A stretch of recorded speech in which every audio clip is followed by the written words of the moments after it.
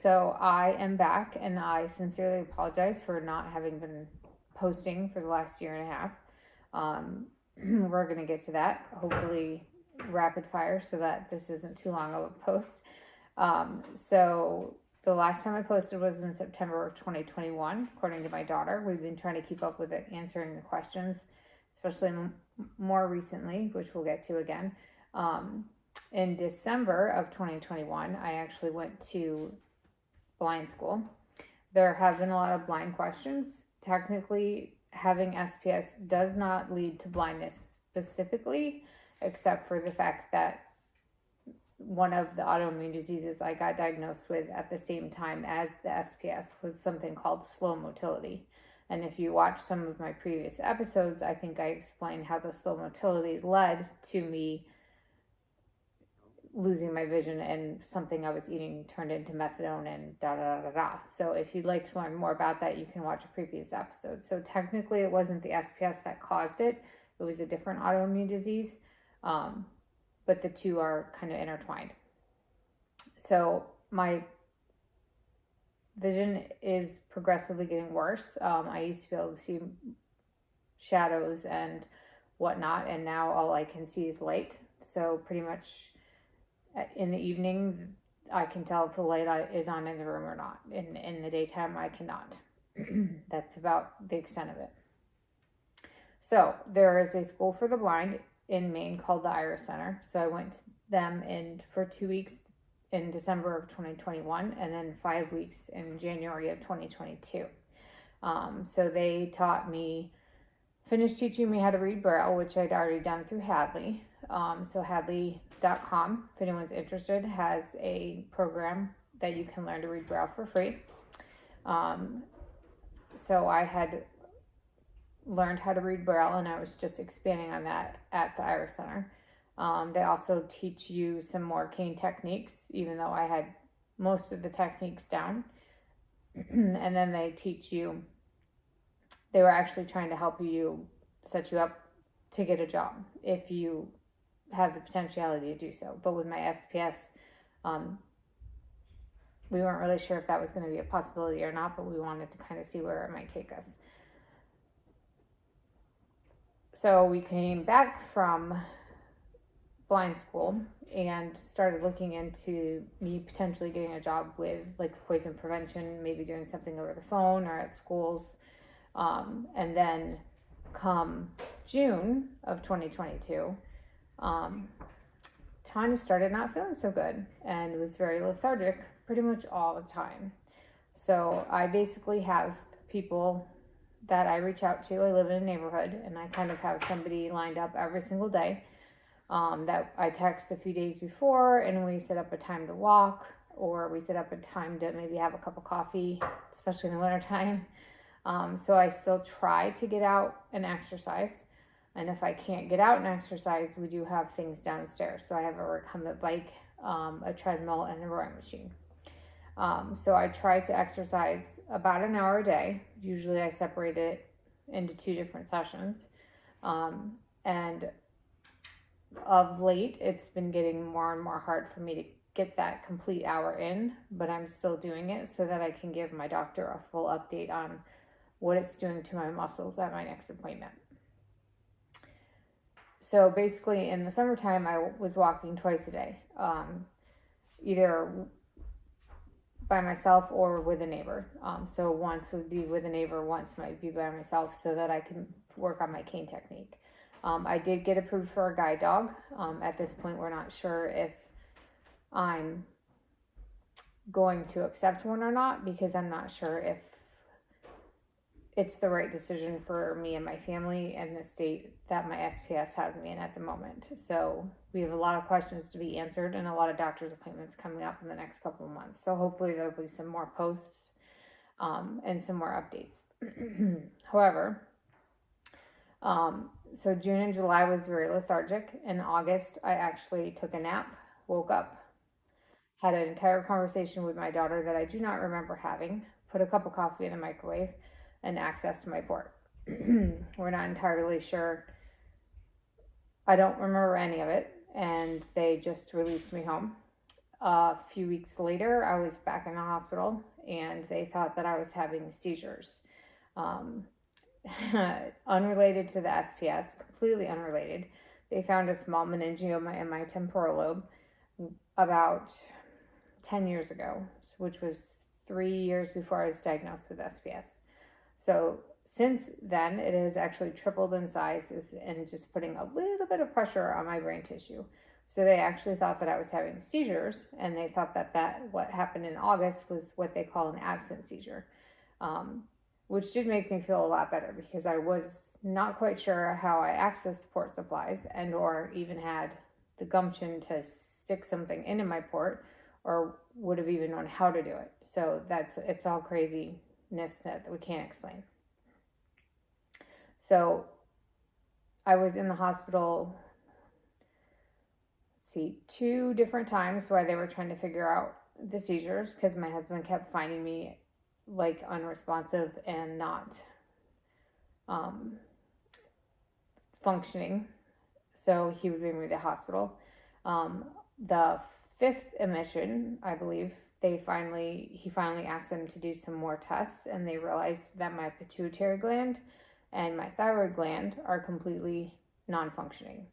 So they put me on oral thyroid, levothyroxine synthroid, whichever way you want to look on it, and oral Cortef or hydrocortisone to replace cortisol that my body is no longer making.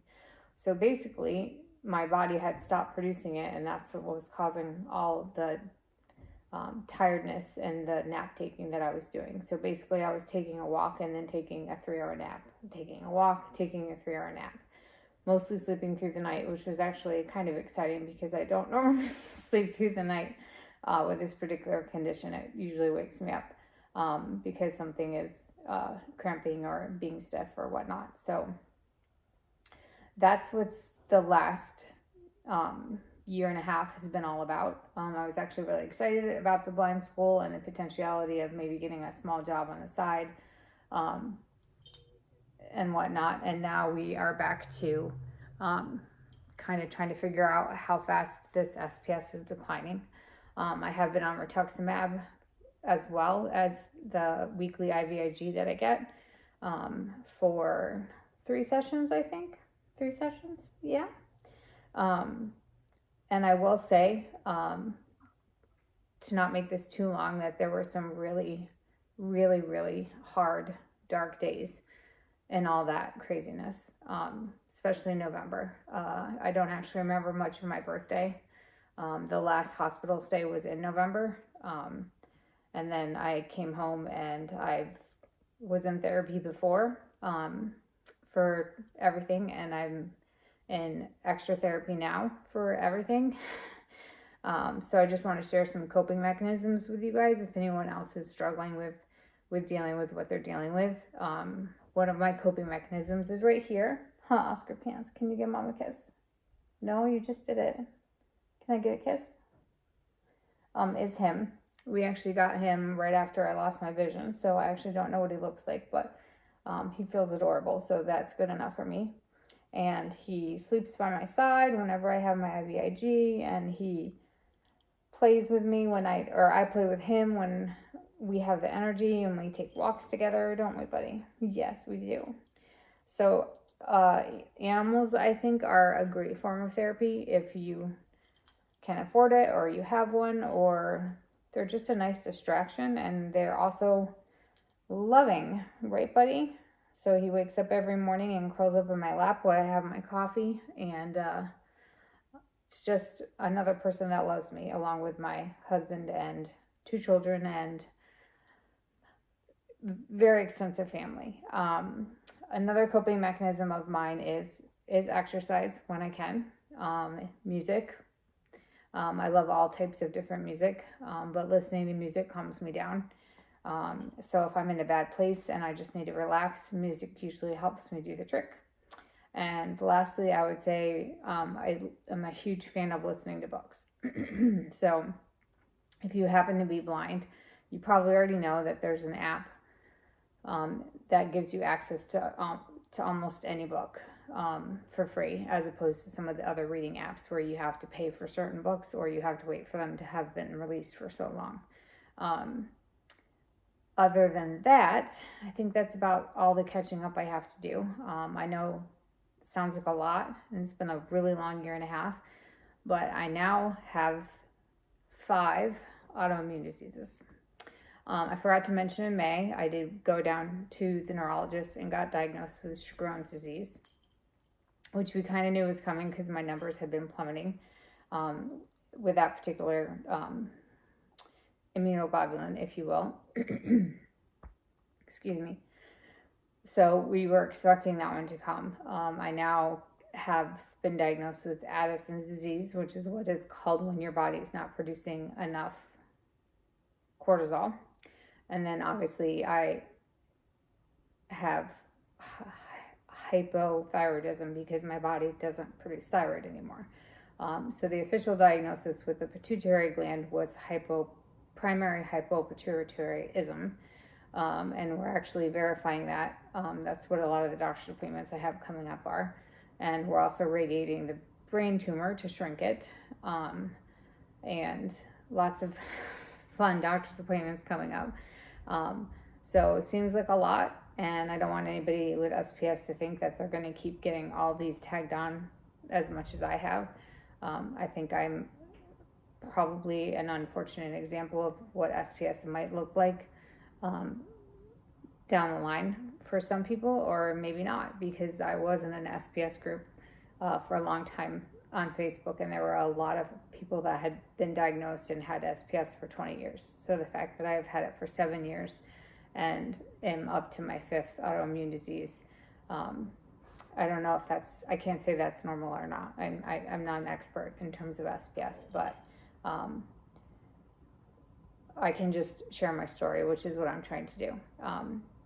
My daughter suggested starting an Instagram account. Some of you have posed some interest in maybe talking to me personally. I don't want to give out my personal information on the internet, but she thought maybe if we started an Instagram account, that might be something that we can do. So I'll be posting shortly, well, hopefully.